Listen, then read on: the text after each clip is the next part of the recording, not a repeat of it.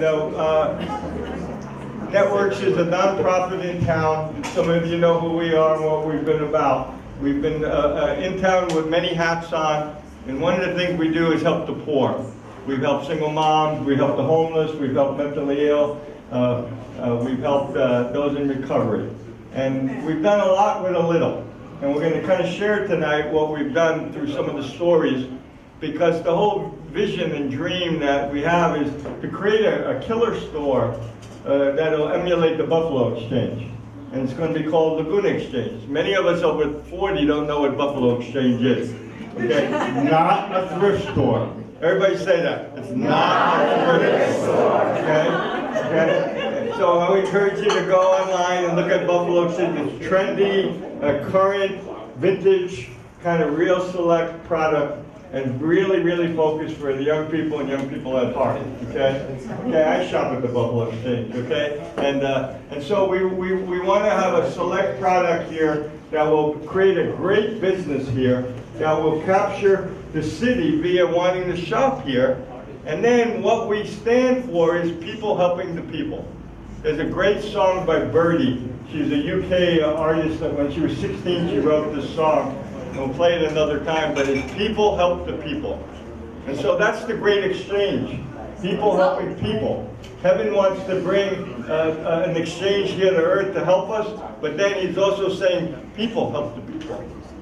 You know, in the Old Testament, it's amazing. God said in creating an ideal community of Israel, he said many times, he said, there shall be no poor among you. There shall be no poor among you. And he says it many times with a fatherly, stern heart. And even when he went through all the details of saying, you know, here's the agricultural thing, and this is what you do with the crops, he said, leave a percentage of crops for the poor. So in God's heart, he was always caring for the poor. He always knew there would be poor to care for. And we get the opportunity to serve the poor in such a way that it reveals who God is, not only to the poor, but to the world.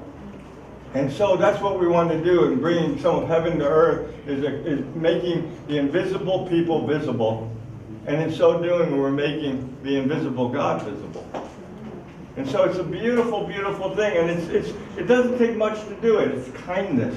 It's looking at someone. It's paying attention to someone that you normally wouldn't pay attention to. We're not just talking poor on the street. There's poor on the hills over here. And so the bottom line is we're here in the city. Networks is about, you know, connecting with some of the pain in the city and doing something about it. And that was our mandate. You know, connect with the pain and the heart cries of the city and do something about it. And so that's what we've been trying to do. We've been learning a lot. And it's become a dream of ours to have a store that we can make money. We've done a lot with a little, and it makes me crazy that we don't have more, because we have more and more people that are coming our way to love and help and serve and make them visible in so doing. And it breaks our hearts that we go home and they don't. We say goodbye and they don't go home. The street is their home, another night outside. You know, the single moms, it's another night that they're, you know, having to wear it all and carry it all. The mentally ill are just kind of just hanging out doing nothing. The family members of are just struggling so much. And so, you know, the pain of the city, just as it was in the time of Moses, God said, you know, my people, I heard their cries, I feel their pain. And Moses, I want you to do something. And God is saying not just to me, it's to us. Let's do something. Do something about it. Do something. You know, and one of the things I love about Laguna, there's 25,000 people, but you know what? I don't know if you know this. There's over 300 nonprofits in Laguna. So to me, that speaks, for the most part, that the heart of Laguna is a good heart that wants to serve and reach out beyond themselves. So one of the things that we want to do is to really lock arms with many of the nonprofits in town so that we can work together and do a whole lot more together than we would individually. And so, you know, the store is you can see it's underway. We did it on purpose. Our manager, Dion, maybe she'll come. She was here with me till 1 o'clock today, and her mother called. Her father's been failing, and she said, you better come now. And she literally got there, and 3 minutes later. And so in a sense, we were grateful for that, but in the other sense, that's why she's not here. I introduced her. But Karen and I and all of Networks, we're just grateful for all the friends and the family that we have in town. And a lot of people are rooting for us. And we believe that this store is going to be just a kind of great catalytical vehicle that is going to make more money for us so that we can do more. But it's also going to be a place where I think people will be invited to help the people. And we're going to put it right there. People help the people, right above there. And it's going to be our slogan. It's going to be something that we really want to, you know, invite the city. Let's do good together. Let's do good together.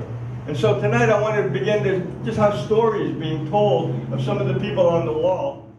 Keith is our friend. He's recently come out of living at the ASL, and the alternate sleeping location is a little bit of sleep. That's all you get there. And he can tell you more details about that. But now he's employed.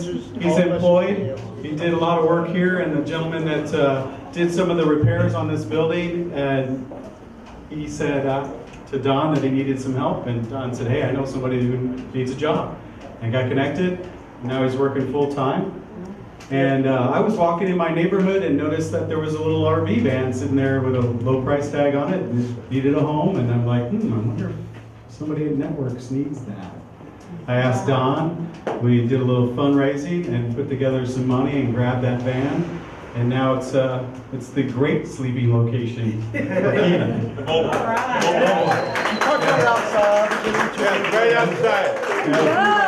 I want you to tell about It's a hotel. Yeah, so we're calling it the Mobility Ministry, and it just got birthed.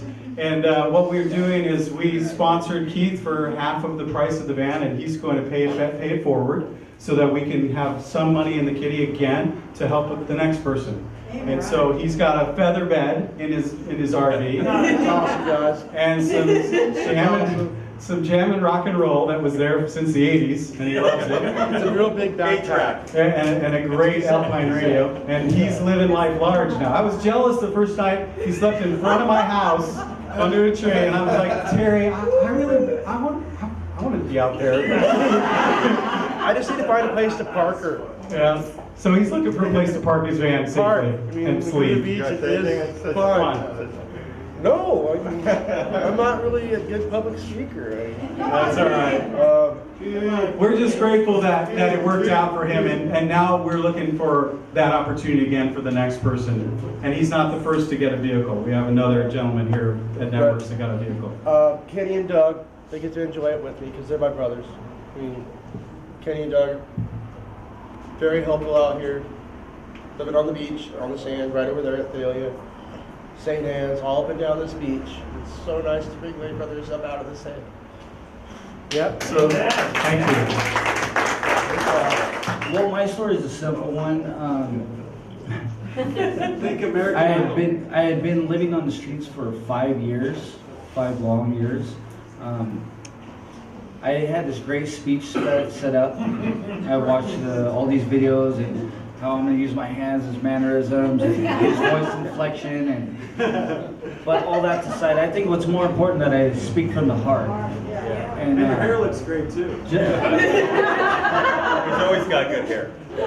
Well, just this morning, I had seen this over at the Penguin Cafe. I had seen this gentleman who was on a bike, and just started talking to him. And he showed me this video of all these homeless people and the rich right next to each other, just sort of driving by him and not seeing them, and it made me think. Now, I never met this gentleman before. He doesn't know me. I don't know him. And it was just interesting that I crossed his path.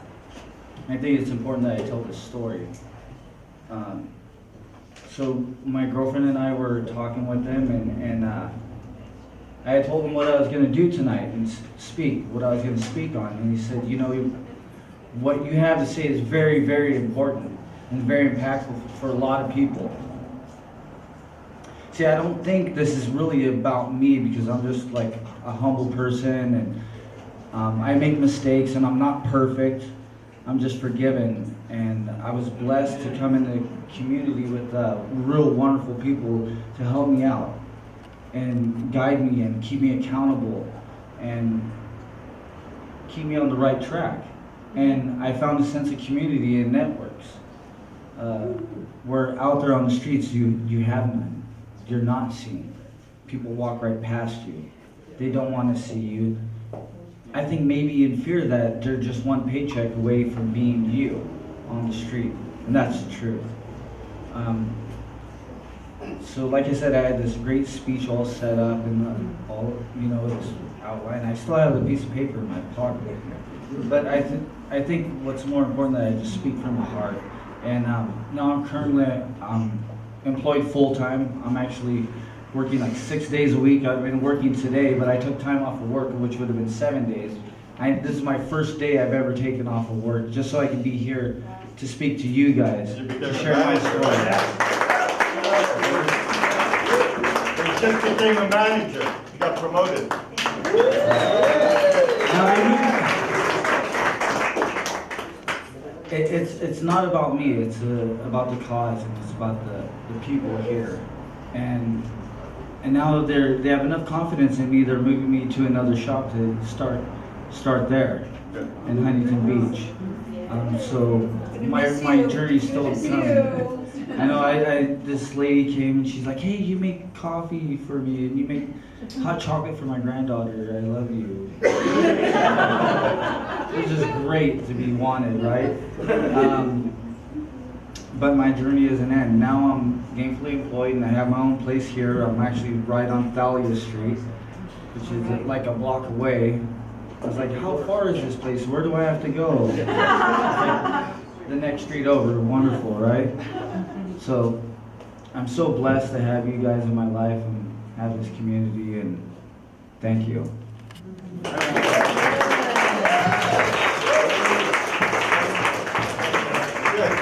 Okay. Carl's been like a father to Sergio in such a beautiful way. We have a great men's group, and Carl has just been someone that is just after him in a good way. Sergio's actually, he thanks us for helping him, but he's actually been a gift. Yeah. Because he's actually the first homeless person that actually that I got to know and actually became friends with, and actually, so there's so much that I learned from him that I wasn't even aware of, right? So the beautiful thing about what we're doing is it gets both ways. Yeah. So there's a lot that we've learned, and it's kept us humble, and it's kept us thanking God. So I just want to thank Sergio for what I learned from you.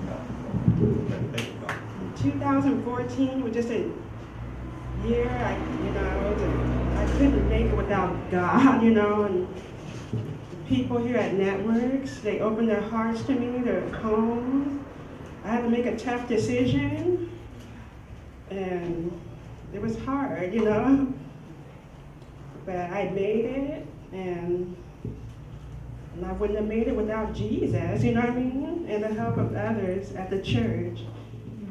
And this year, my focus is just rebuilding my confidence, my self-esteem, just everything, just rebuilding my life and things like that. I just want to, be more on fire for God. I think I am.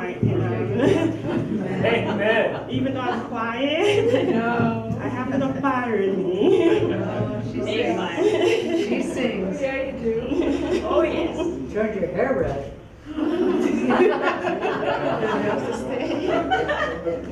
I just, just thank Networks, the community, and Pastor Don and Pastor Karen for opening their hearts to me, and homes, and for believing in me, because I was teared down so much, I I didn't have any self-esteem, and I know they could see it. They could see I didn't have any confidence in myself. I would go to interviews, and I'd be like all nervous and scared, and but they just kept praying for me and just kept encouraging me and saying, you know, you have, you know, praying for confidence and things like that. And right now I work at Albertsons, and I don't, people are like, why do you work there? Why do you work there? You have a degree. Why do you work there? You know? But I feel like God placed me there because I've met a lot of Christians. I've had a lot of people tell me things. They give me compliments and Things. yeah. Food. Yeah, food and just, yeah, things like, yeah. Doors have opened. I've gotten, sometimes I get gift certificates or gift cards for being a hard worker, you know, just things like I'm getting noticed. After 3 years of not being noticed, after 3 years of being put down and things like that, I'm getting noticed. You know, and I have customers saying that the light of Jesus shines through me. They can see it through my smile and the way I talk to them and whatnot. So, you know, I just think networks, opening the door and believing in me. Amen.